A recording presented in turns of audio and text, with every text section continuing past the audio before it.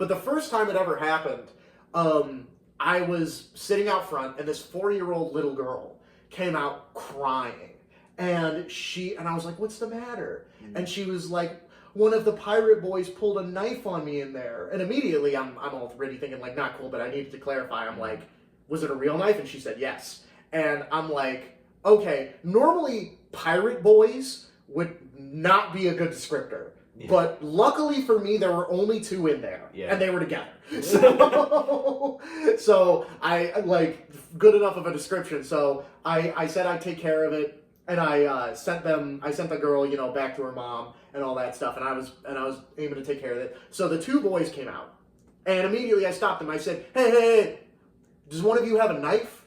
And one of them just pipes up. He doesn't even say no. He says, "It's not sharp."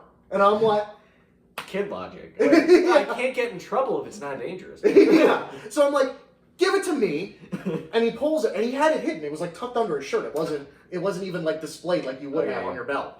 And he handed it to me, and I took it. It was a real knife. It was dull, but it was a real knife. He definitely could have hurt somebody with it. Yeah. And I said, "Okay, well, here's what's going to happen." I said, "First of all, you're banned. Second of all, I want to speak to your dad. Third of all, if you want to get this back, you gotta have your parent with you." And he was smart enough, because I didn't know who his dad was, but he was smart enough to know not to come back. Hey son, what happened to that knife? I lost it.